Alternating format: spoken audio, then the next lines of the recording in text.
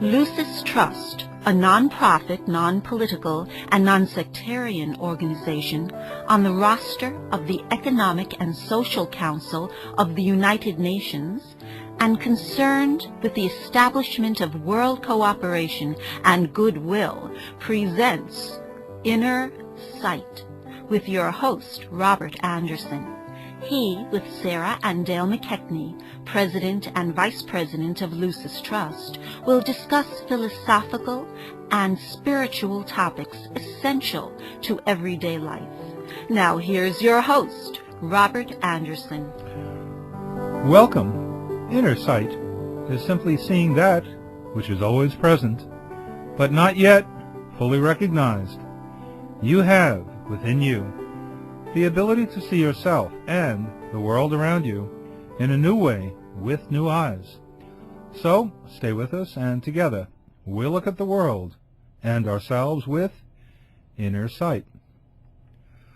Our topic for today, the law of attraction.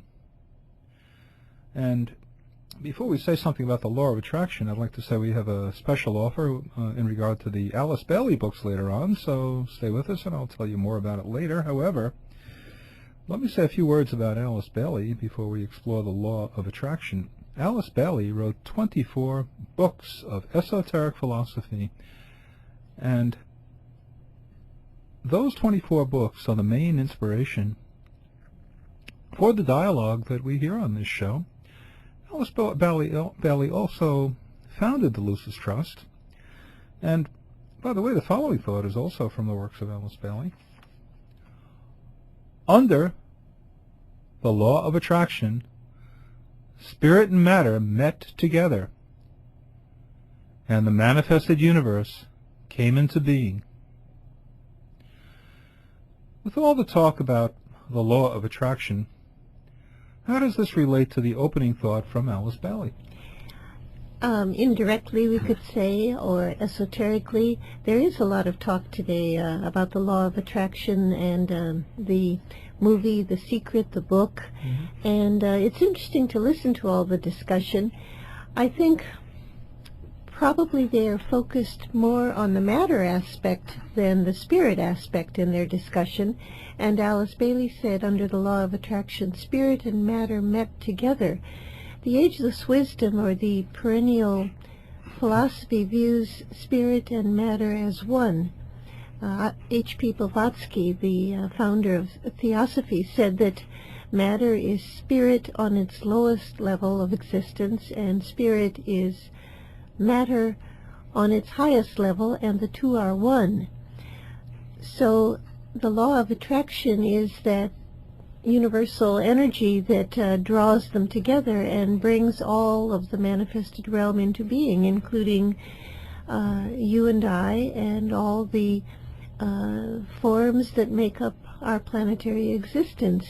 But the emphasis of the current focus on the law of attraction in the popular realm seems to be on the material plane, on personal acquisition, on comfort and well-being, and there's nothing wrong with that. But the spiritual, really deeply spiritual component behind the law of attraction is what we wanted to focus on today, because it's one of three basic cosmic laws, Alice Bailey said.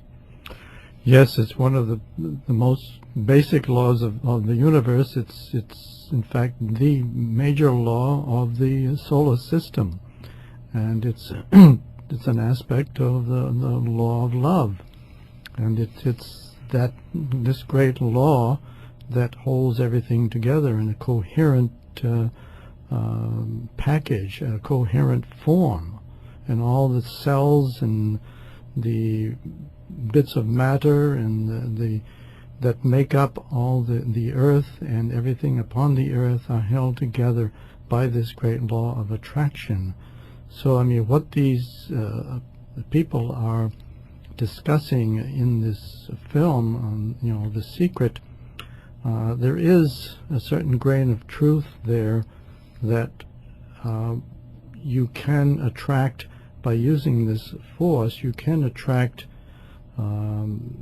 things to you, you know, what you want to, what you desire, but that we should also remember that there is much, much more to this whole law of attraction, and should not go off thinking that this is it and this is something new, because it isn't new. It's been a law that's been in existence since the earth has been in existence, and so I think we should try to see the big picture here and to keep it in proportion.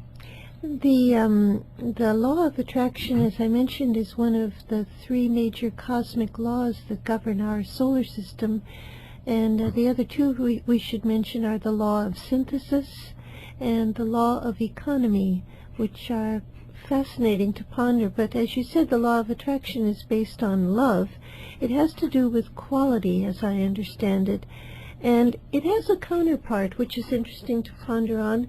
The law of attraction and repulsion is really the complete law. Attraction and repulsion. Repulsion has a repulsive connotation to it, but in fact it too is a spiritual force. And maybe if we reviewed some of that teaching, people would understand why. Alice Bailey said that where spirit and matter are coordinated, and whereby the central life dwelling within all forms can gain experience and expand its consciousness through the experience of dwelling within a form. And we're talking about a human being or an animal or a nation or an idea or a planet. There is a spiritual entity working out its experience and its evolution by dwelling within that form and gaining awareness and self-knowledge. Then at a certain point, when it is inhibited or held back by that form that it's dwelling within, the law of repulsion takes over and it releases the form, because the form no longer serves it. So this whole process of acquiring a form, evolving, progressing through it, and then in time releasing it has to do with death, birth, evolution, growth. Yes, and you see it manifesting in electrical phenomena and electricity, because you have this law of attraction between negative poles and positive poles, and that holds things together. That's why we have electricity. But there is also at work there the law of repulsion, because speaking in electrical terms, a negative polarity will repulse another negative polarity, or positive also will repulse another like polarity.